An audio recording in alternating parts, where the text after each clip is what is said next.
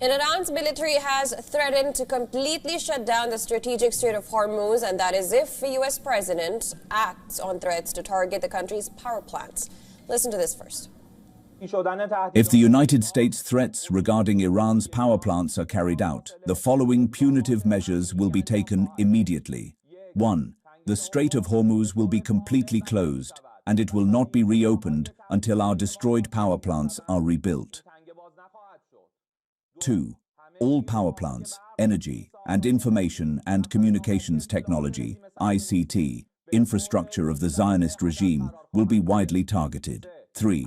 All similar companies in the region that have American shareholders will be completely destroyed. 4. The power plants of the countries in the region that host American bases will be our legitimate targets. And this is in addition to its threat of striking desalination infrastructure across West Asia if its power infrastructure is hit. Now, Hossein Kermapur, Iran's health ministry spokesperson, has warned of humanitarian catastrophe from strikes on power and water systems. Now, he compared it to the atomic bombing of Hiroshima and Nagasaki. As Trump's 48-hour deadline looms, Iranian Foreign Minister Abbas Araghchi has said that his country would not be swayed by more threats, while adding that the strait is not closed. In a post on social media, he said, I quote here, ships hesitate because insurers fear the war of choice you initiated and not Iran, quote unquote.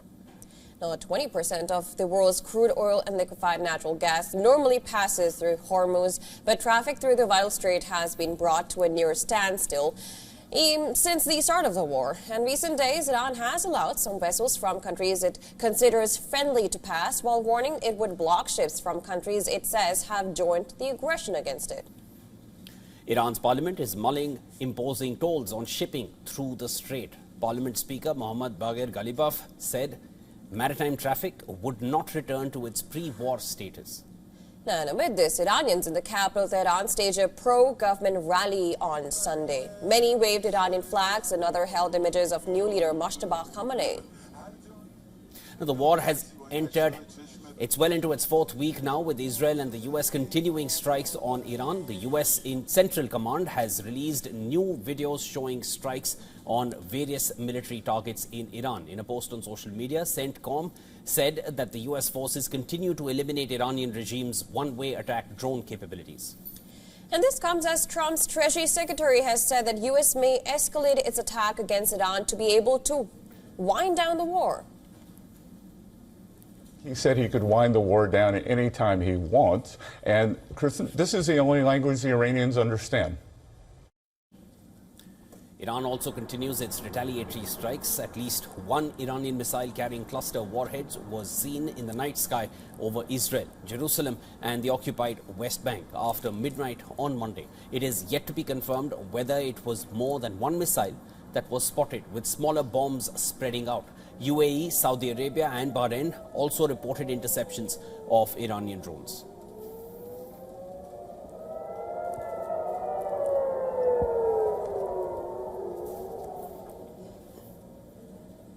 And to discuss the situation further, we're now being joined live by Nadir Hashmi, Associate Professor of Middle East and Islamic Politics at Georgetown University. He's joining us live from Washington, D.C.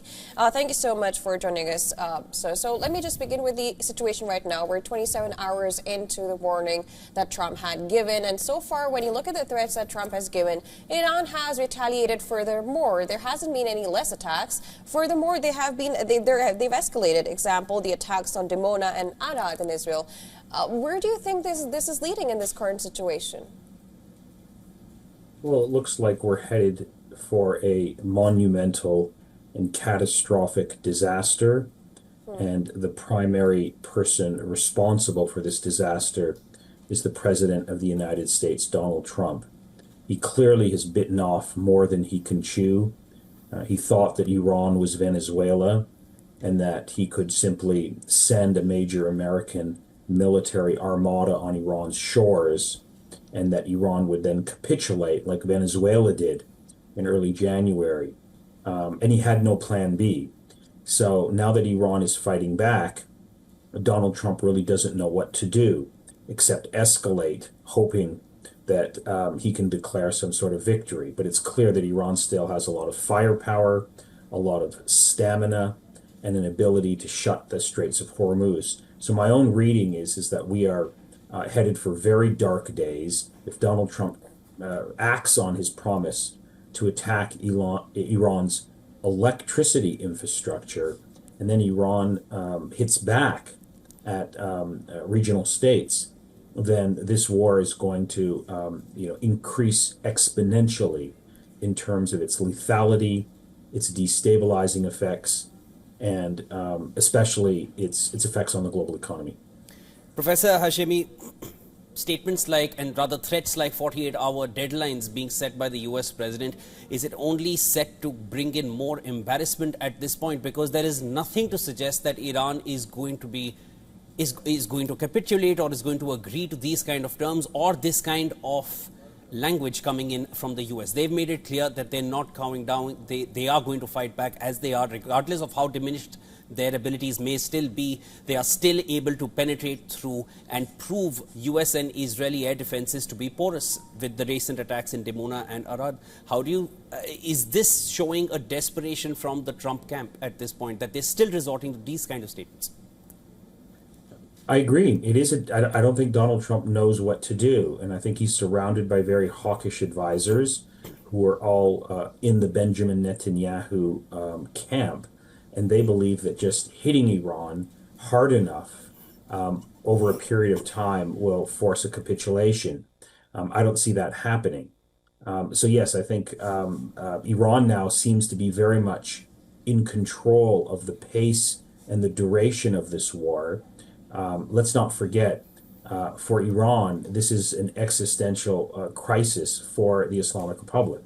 The United States and Israel assassinated the supreme leader and over 60 of Iran's senior generals, and they've openly been claiming that they want regime change.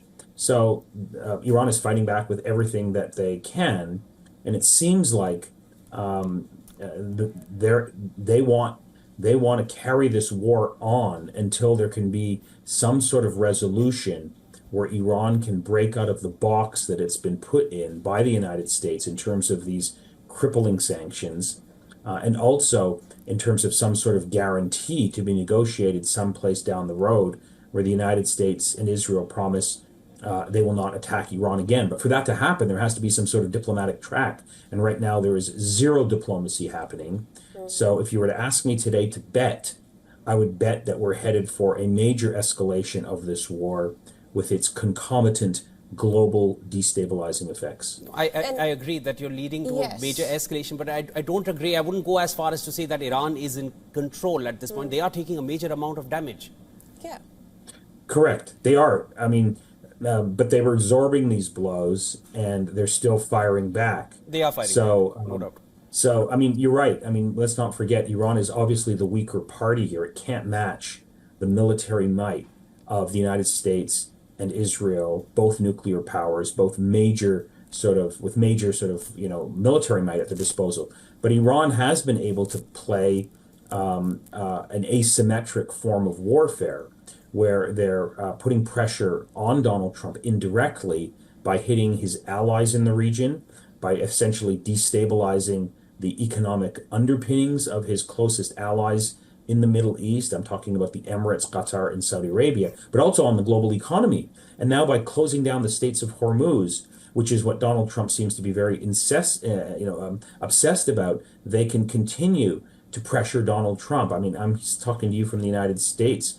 Over the last 3 weeks, the price of gasoline has skyrocketed, and it seems like it's going to continue to move in that direction.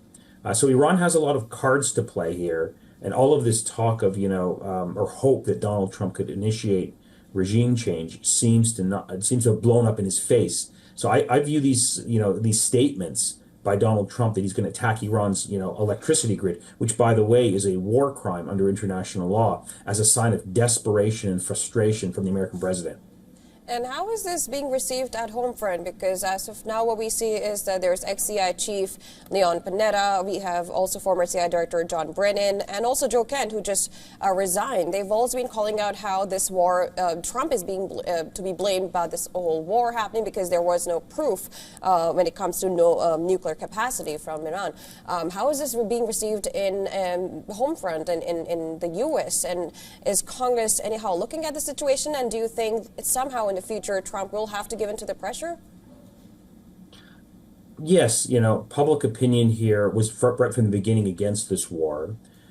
There's growing signs of discontent and outrage. The ex-CIA chief, Leon Panetta, was very critical of what Donald Trump has started.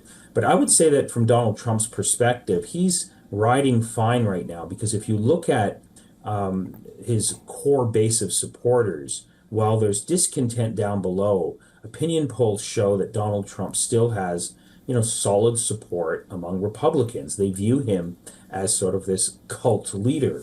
And so while there's rumblings down below among sort of these podcast celebrities like Tucker Carlson and Candace Owen, who have a broad following, there's no sign yet that the Republican Party or his base supporters are abandoning Donald Trump. And there's also no signs here in the United States that there's a massive anti-war protest movement happening. And the Democrats, they've been, critical of Donald Trump, but I would argue still mildly critical. It's not like they're trying to shut down the American government over this war, because at some level, most Democrats at the senior level basically share the Israeli and American war aims, that Iran is allegedly the major source of instability in the Middle East.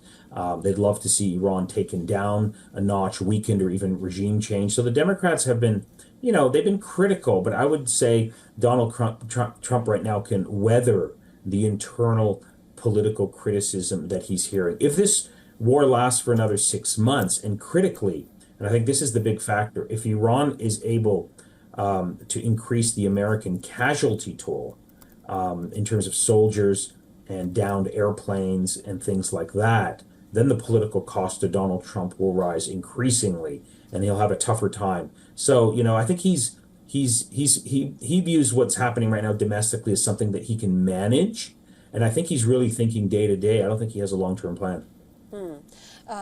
Professor Hashemi, if you could just stay with us for a while. We'll be zipping into a short break, and because a lot of aspects to be talking about, Israel's perspective and everything, but we'll be right back after a very short break, and do stay with us for that.